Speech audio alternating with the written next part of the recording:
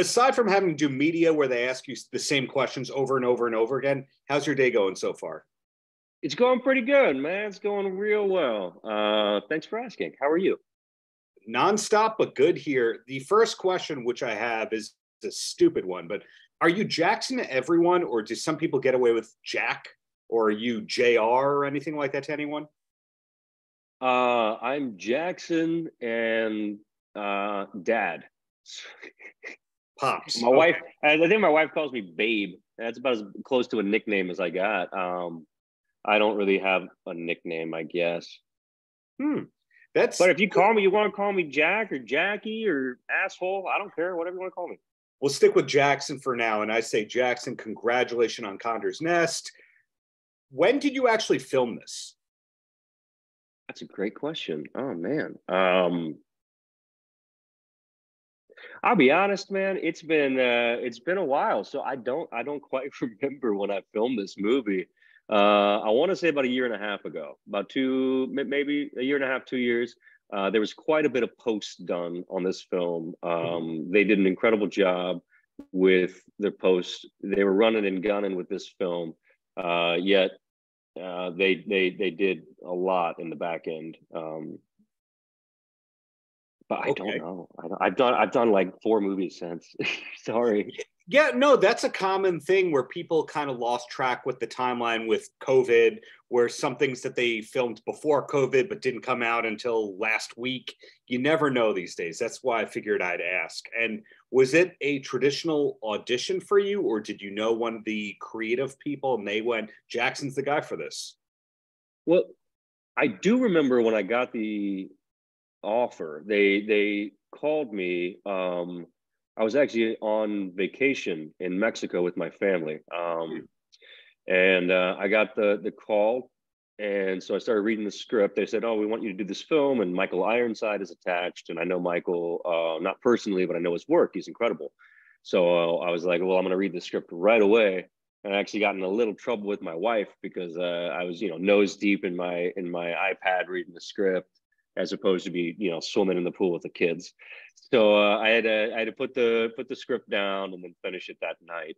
But I love the idea of a revenge thriller, chasing down these Nazis. It is kind of that, that American machismo, that sense of let's get these assholes, let's track them down to the end of the earth and let's make them pay for the crimes they committed. And I think if anyone deserves it, the Nazis do. So let's pop them in the back, And now you can go, hey, and plus I did a World War II era flick. It's hard to guess what you're going to work on next, because sometimes it's supernatural. Sometimes it's something like Guardians of Justice, which I do have a question about later.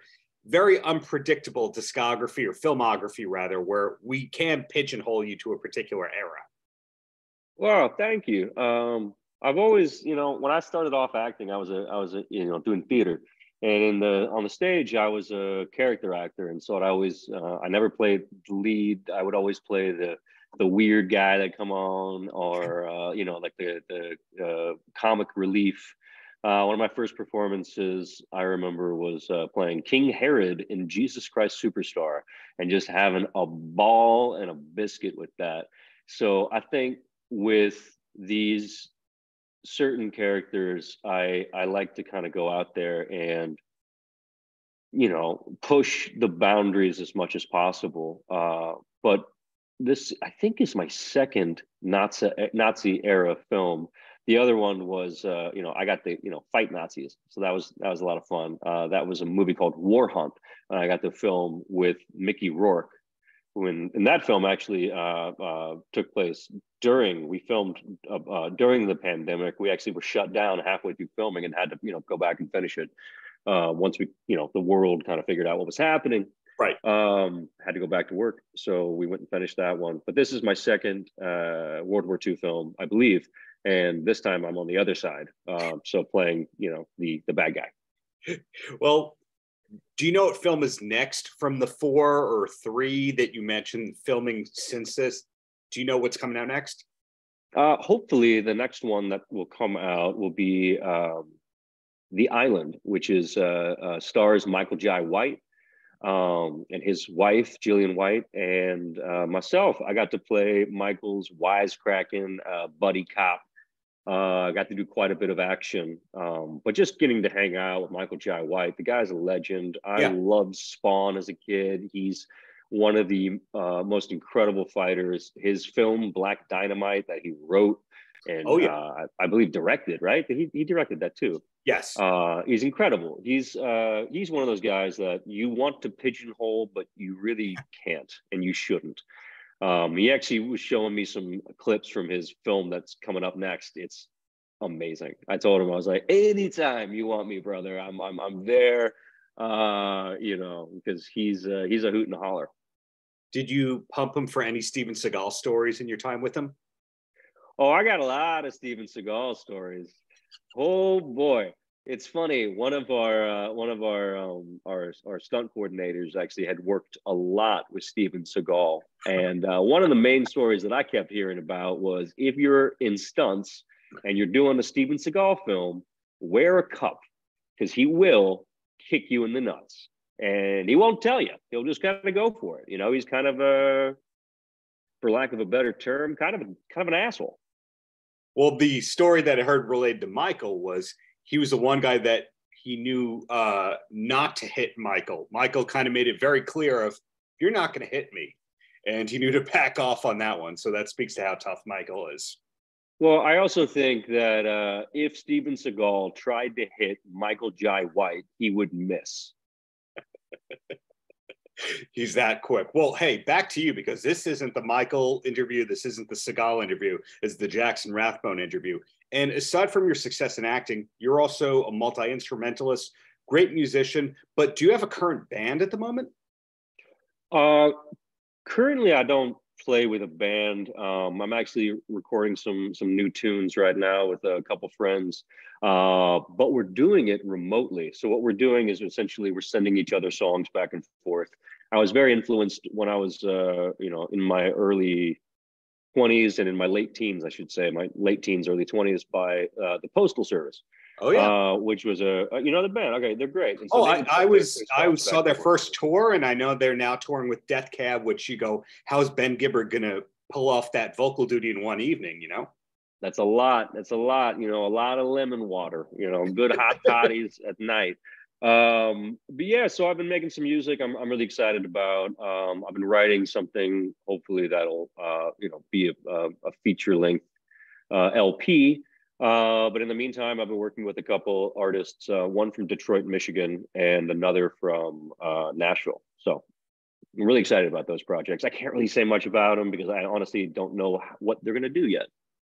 Is it under the name Jackson Rathbone, or that's also to be determined as well? That's going to be TBD. But my other project, the one I'm writing, that's an LP, that will be under my name. To a degree, I'm toying with the idea of Jackson Rathbone and Friends. Okay. Maybe it'll just be Jackson Rathbone and his imaginary friends. Those are the two titles right now I'm working on. So we'll see. So in other words, keep checking the Instagram, and that's when we'll know it's out. Yeah, I'm going to try to be a little bit better. Last time I released an EP was American Spirit Blues, and I didn't really do any music videos. I didn't really tour much.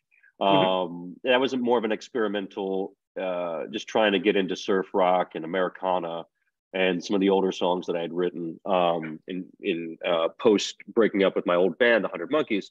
So I wanted to, try something completely outside the box.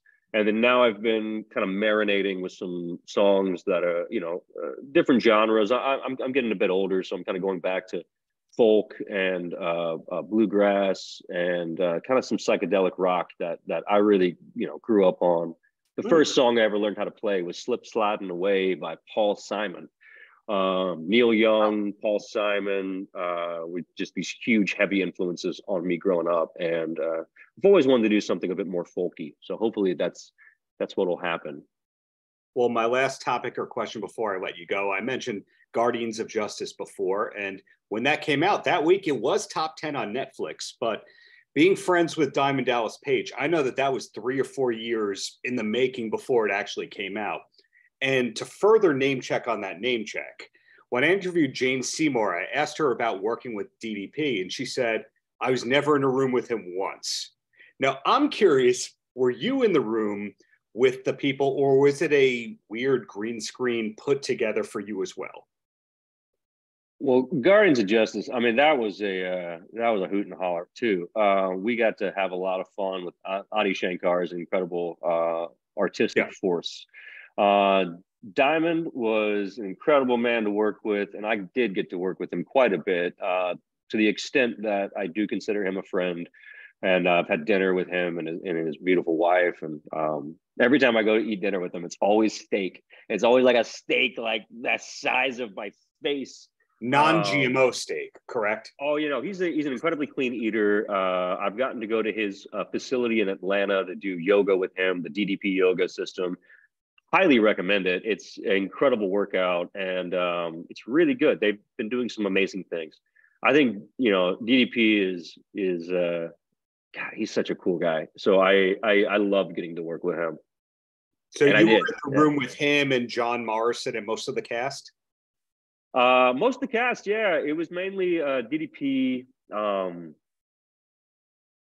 Yeah, no, pretty much. If you see me on screen, I was with everyone on camera. If they're in the scene with me, then I was there. I was there. So. You never know these days, because that Verizon commercial with Paul Giamatti, he's clearly not in the room with her. But anyway, Jackson, thank you for your time, and really looking. No, let's talk more about the Verizon commercial. What do you mean he's not in the room with her? Okay, my opinion that Paul Giamatti, Cecily Strong commercial, is that showing here like it is? Okay, I've seen it. Yeah, their two faces are never visible at the same time. It's always a back shot, and one of their faces is showing. The next time I get you. I get you. So what you're saying is you think Cecily Strong is playing Paul Giamatti, playing Albert Einstein. Well, that's one theory. The other theory is Paul Giamatti is playing Cecily Strong. That's another theory. And another theory would be that they were never actually on the set together because of scheduling difficulties.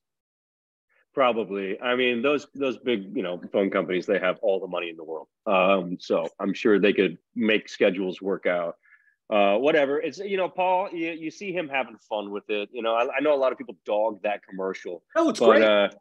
I came up back in, like, you know, the early aughts. And so there used to be, you know, commercial actors, there used to be TV actors, there used to be film actors, there used to be theater actors, and they never really crossed streams that much. Nowadays, everybody's doing everything. So power to them. But it was weird. First time I saw that, I was like, what is happening? Paul, what are you doing? But he's a great actor, and Cecily is a hilarious actor as well. I love both. It's in the category of Bob Dylan doing the Victoria's Secret commercial, where you never know, and more power to you.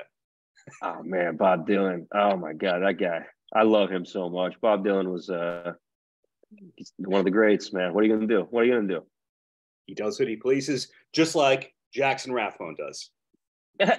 Don't put me in this. I wish, you know, like me and Bob Dylan would be in the same sentence. And I got to go see a Bob Dylan concert. You know, that's about as much in the sentence with Bob Dylan that I deserve. Is like, one time Jackson Rathbone saw Bob Dylan in concert. That's cool. I'll put that in the chat AI thing and we'll see what happens. But thank you for your time. And really, as I said before, looking forward to whatever is next, whether it's TV, film, or music. Hey, man, thanks so much. I appreciate this. This was a lot of fun. Paltrocast.